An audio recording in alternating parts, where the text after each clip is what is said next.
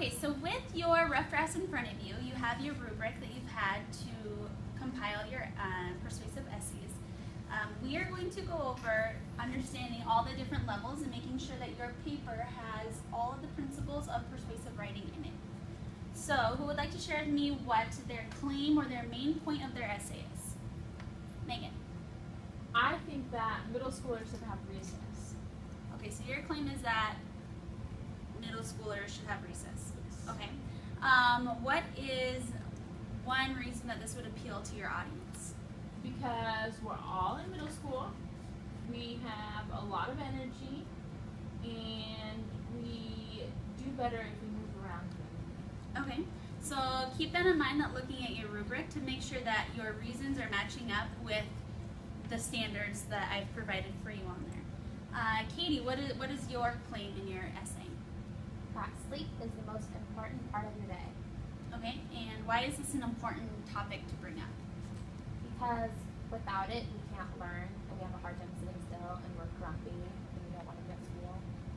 Okay, so again, just making sure when we're revising your rough drafts that you've already turned in and I've provided you feedback on, you want to look at your rubric to see that you're meeting whichever criteria you personally feel like you would like to meet on the final paper. So I'm going to give you these last kind of thinking sheets, we'll call them, and it'll help you organize going through your rough draft if you've met these different topics that we talked about yesterday in class. So you want to make sure you have your claim, you're using big names to back it up, you have your logos, all these other, you have your research, all in there. So I want you to read through your essays that you have here, and I'll come around and talk with you personally about it. I want you to pull out what your example is. So Katie, your claim would be Sleep is the most important part of your day. exactly, and I want you to tell me just briefly, like personally, why you think that, and then maybe an example that you found in your research that you've included in your paper that supports that. And then go back through. In the computer lab the other day when I gave you time to look up different journals and whatnot to back up your claim, if you have that in your rough draft, go ahead and write that on your think sheet. If you don't, make a note for yourself that you need to include that. Okay? So go ahead and start working on that.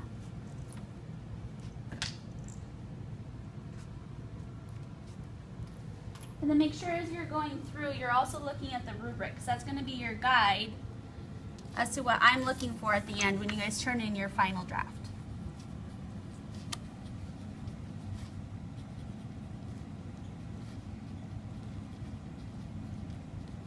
Okay, so thinking forward, so you say that we have a lot of energy and it would be beneficial for us. In your rough draft that you turned in, do you have the big names to back that up? Were you able to find any experts that said that? Not yet, no. Okay, so that would be a good one to maybe star or even write a note on your rough draft that you need to. So where do you think you could go to find that?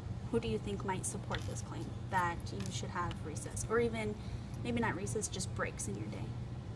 I don't know. I could Google it and see what they say. I think that educators maybe would know. Do you think that maybe there might be like scientific people that might be able to back that up, saying Back that? up the energy of middle schoolers. So like maybe a doctor or even a The scientist. scientist, yeah. So that would fall under the big names, right? Experts and Okay. important people that support your argument. Mm-hmm. So just keep that in mind, because that would fall over here under your accuracy of facts, Okay. right? Because you want to To make sure that support it's it. not just your own opinion, right? Okay. Cool. Okay. Thank you.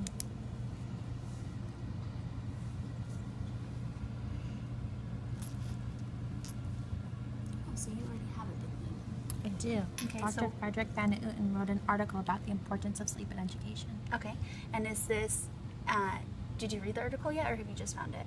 I read it already. Okay. And so how does what he says back up what you are claiming?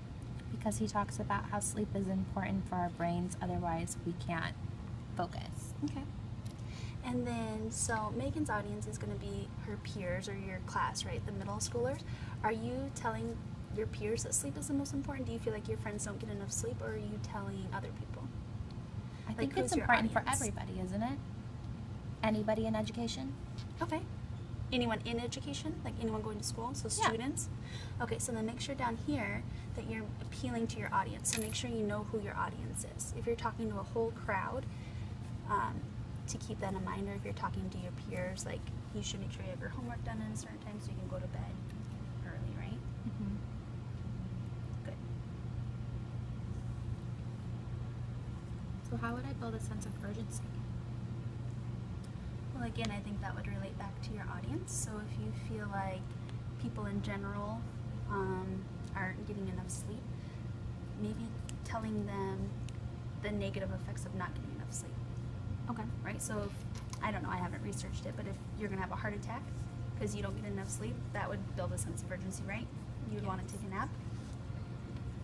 So maybe give them the opposite effect of what happens if you don't have enough sleep. Okay. Put a star because I need to go back to that. Yep. And then just make sure, like I told Megan, that you have your accuracy. So if Dr. Van Newton talked about the negative effects, then you can use him, but if not, you're going to need to find someone another else. big name, right? Okay.